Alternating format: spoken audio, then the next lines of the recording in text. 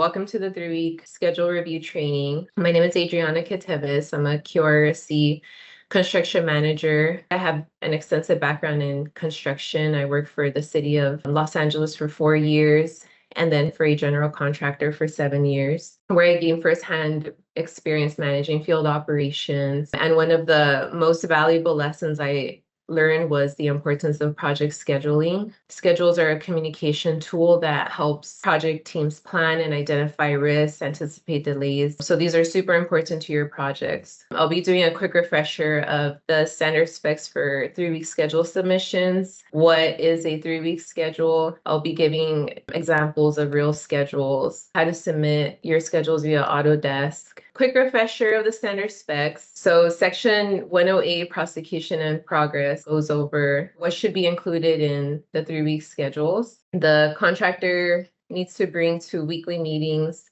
a detailed work schedule showing the next 3 weeks' work. It should show the traffic control, BMP related activities in such detail that the engineer will be able to determine at what location and type of work will be done for any day for the next 3 weeks. The duration of all events and delays. So super important. Critical path clearly marked in red or marked in a manner that makes it clearly distinguishable from other paths and is acceptable to the engineer. And then a list of all the critical submittals and RFIs that are pending review. And then the project title, project number, date created, the period that it covers, and then the contractor's name and who created the schedule on each page. So first question is, what must be shown on 3-week schedules? The correct answer is delays, critical path marked in red, and critical submittals and RFIs. What is a 3-week schedule? It's a short-term planning tool used on construction projects to track and coordinate activities that will happen over the next 21 days. It is developed directly from the progress schedule, which includes all activities from notice to proceed to close out. Delays and critical path activities should be reflected in the 3-week schedule and progress schedule. The 3-week schedule should not be random. The activities should be in line with the progress schedule. So these are not two independent schedules. It's difficult to show daily activities on the progress schedule. So the 3-week schedule helps break these activities down into more detail. So think of it as a zoomed in version of the progress schedule. Both the 3-week and the progress schedule should show delays and the critical path activities highlighted or marked in red and distinguishable from all other activities on your schedule. The purpose is to help the entire project team plan upcoming work in enough detail to avoid delays and conflicts. So as the RE or CM on your project, you can use the 3-week schedules to help prevent delays. And these should be updated and discussed weekly. The 3-week schedule should actually show 4 weeks. It should show the as-built week, which is the prior week, last week. Week 1 is the current week, so that's the week that you're reviewing the schedule. So that's week 1, 2, and 3. Your as-built week shows what actually happened immediately before the reporting period. I want to show real examples of what 3-week schedules look like. These can be created in Excel, Microsoft Project, P6. Most people prefer using Excel, and they appear as Gantt charts. This one shows 4 weeks. Hopefully this is the as-built week, and then they have 3 weeks after that. Some key information shown in this 3-week schedule. They have their activities, they have all their subs. So this is the work that the contractor is self-performing. They have traffic control, they have dates, start and finish, and they have the areas and the zones where the work occurs. Is this schedule compliant? Here's another poll. So what is this 3-week schedule missing? So A, duration of delays, B, critical path activities in red, C, critical submittals and RFIs, or all of the above. So the correct answer is all of the above. They don't have any delays in here. They don't have their critical path activities in red, and they don't have a list of critical submittals and RFIs. So all of the above. This one is for the AMR 16-inch water line project. The scope was to demo old water lines and replace with ductile iron pipe. They also had a lot of laterals and service lines for homes. It's a fairly linear schedule, but they make note of important reminders such as their tie-ins, They make note to submit notice of outage for government approval. They also make note of their pour dates. The critical path is the installation of the pipe, not the tie-in. They just had a different color for all of their activities, but it's not necessarily the tie-in or the cathodic installation. This one is hard to see, and I don't expect you to look at all the information in detail, but I wanted to show that some schedules may not be linear. You'll have multiple operations happening at the same time. So there's a lot of coordination that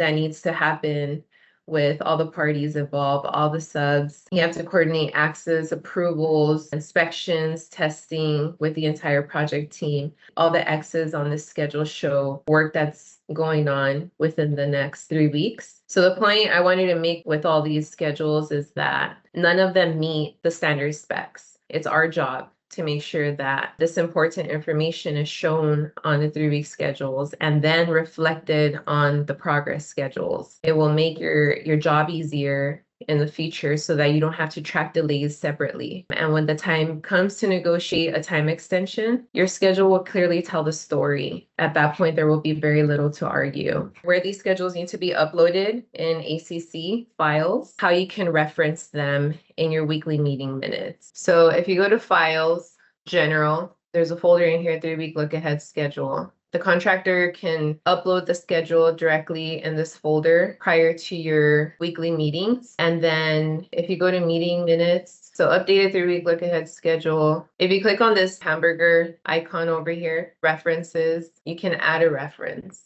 Go back to Files, General, 3-week schedule. Click on that one, add file. Your 3-week schedule is now linked. When you're going through your weekly meeting, you can just go ahead and click on that and it'll take you directly to the schedule and you guys can review it. How can 3-week schedules be useful to the HDOT field staff? Anticipate delays before they happen, track delays, improve decision-making speed, manage cash flow and forecasting, hold points for testing and inspection, verify site readiness for operations. Anticipate delays before they happen. The upcoming activities and dependencies should help you identify any missing permits, submittals, material approvals, pending RFIs, upcoming inspections. Again, as the HDOT engineer, you can use the 3-week schedule to help prevent delays. For example, if you have an MSC wall installation scheduled in 2 weeks, but the shop drawings are still under review, you can help escalate approvals. If you see that next week the contractor is installing rebar and it's on the critical path,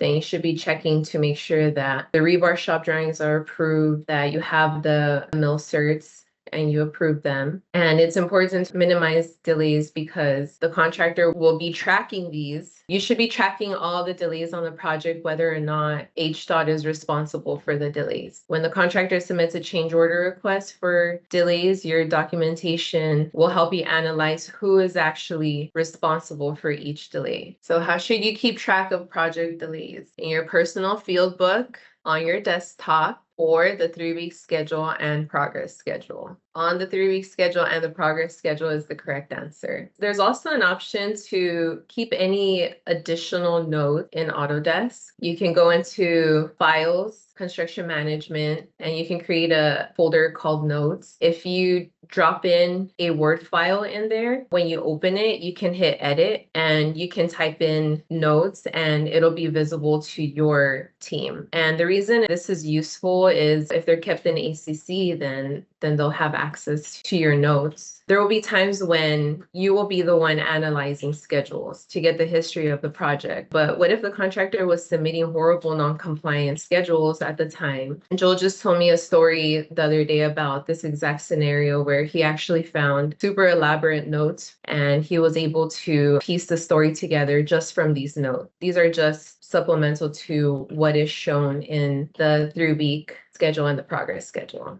Improve decision-making speed. Construction projects often slow down when HDOT field staff and construction managers do not make decisions fast enough. The look-ahead schedule helps HDOT field staff see which decisions are needed soon, what approvals are critical, and when design comments and clarifications must be issued. You don't want to be the source of the delay. So here's an example. While excavating, the contractor discovers an unforeseen utility line on the same alignment as a proposed storm drain line, and the contractor submits an RFI.